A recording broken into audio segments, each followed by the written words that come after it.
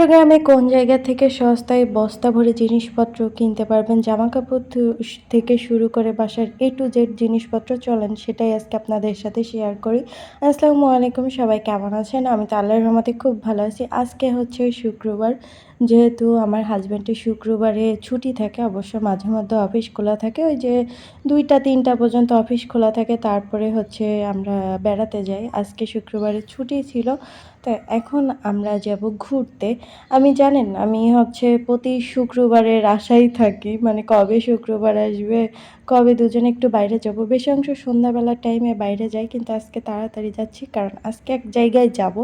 তো বাইরে গেলে হয় কি জানেন, আমি জিনিসপত্র কেনা থেকে মানে ঘুরে, ঘুরে দেখতে বেশি পছন্দ করি। তারপর এখানে সিএনজি নিয়ে নিয়েছি। এখন হচ্ছে আমরা যাব ফেরিবোটে। আর চট্টগ্রামের রাস্তা এত পরিমাণের খারাপ, বাবারে বাবা! মানে মেইন রোডের কথা বলতেছি না, ভিতরের যে অলিগলির রাস্তা আছে এত পরিমাণের খারাপ। তো হচ্ছে আমরা এখন যাব ফেরিবোটে। ফেরিবোটের ওখানে হচ্ছে মানে ভ্যান মার্কেট যেটাকে বলেন, ভ্যান মার্কেট বসে অনেক বড়। তো শুক্রবারে আমি এখানেই আসি। আর এসেই আগে এই যে দেখেন, আমি এখানে মেয়ে বাবুদের সুন্দর, সুন্দর গেঞ্জির হচ্ছে জামা দেখতেছিলাম, যেহেতু এখন শীতকাল।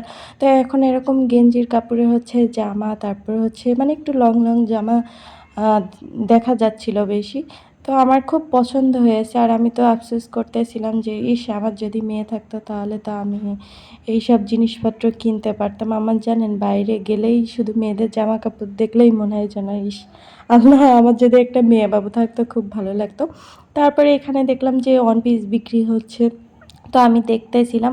আসলে আমি এখানে গেলে মানে শুধু এখানে না, আমি যেকোনো জিনিস যদি কোনো জিনিস কিনতেও যাই তাহলে আগে দেখে নিই। মানে বেশি অংশ দেখি, আমার দেখতে ভালো লাগে। তারপরে যদি কোনো জিনিস অতিরিক্ত পছন্দ হয় তারপরে কিনি। তো এখানের ওয়ান পিসটা কেমন ছিল? বিভিন্ন রকমের কাপড় টুকরো, টুকরো করে মনে করেন হচ্ছে জোড়া দেয়া ছিল।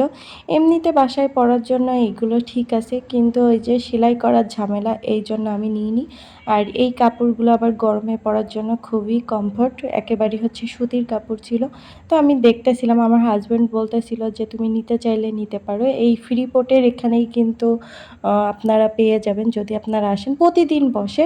তো আমার বেশি অংশ শুক্রবারেই যাওয়া হয়, যেহেতু শুক্রবারেই ছুটি থাকে আমার হাসব্যান্ডের। আমি তো আর একা, একা যেতে পারি না। তারপরে এখানে বাচ্চাদের ছোট, ছোট অনেক ড্রেস দেখতেছিলাম। আমি না জানেন ঘুরে, ঘুরে বেশি অংশ এই বাচ্চাদের জামাকাপড়ই দেখি। নিজের থেকেও বেশি এগুলো দেখতে ইদানিং আমার কাছে খুব ভালো লাগে। আর বিশেষ করে মেয়ে বাবুদের দেখেন কত কিউট, কিউট ড্রেস। এত সুন্দর, সুন্দর কি যে ভালো লাগতেছিল, খুবই ভালো লাগতেছিল। তো এখানে আমি একটু ছেলেদের হচ্ছে জামা দেখতে চাচ্ছিলাম, শীতেরটা আরকি। তো এখানে ছেলেদেরটা এভাবে ছিল না, শুধু মেয়েদেরটাই ছিল। মেয়েদেরটা খুব সুন্দর, সুন্দর ছিল, খুব পছন্দ হচ্ছিল। আর এখন যেটা দেখতে পাচ্ছেন, আমি ধরে দাঁড়িয়ে আছি, এই জামাটা যে আমার এত পছন্দ হয়েছিল, খুবই কিউট ছিল জামাগুলো। এখন উনি যা, যা দেখাচ্ছিল, আর এইগুলো কিন্তু একেবারেই হচ্ছে নতুন ছিল।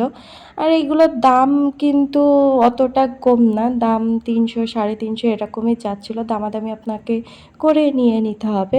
ভ্যান মার্কেটে কিন্তু ওই যে দোকানের মতনই দাম চাই, শুধু আপনাকে দামাদামি করে নিয়ে নিতে হবে। যাই হোক, তো তারপরে হচ্ছে ঘোরাঘুরি করছিলাম এই আরকি। আর ওখানে অনেক মশা ছিল, এইজন্য তারপরে বাধ্য হয়ে চলে আসছিলাম, কারণ ওখানে বেশিক্ষণ দাঁড়িয়ে থাকা যাচ্ছিল না। চট্টগ্রামে প্রচুর পরিমাণে মশা।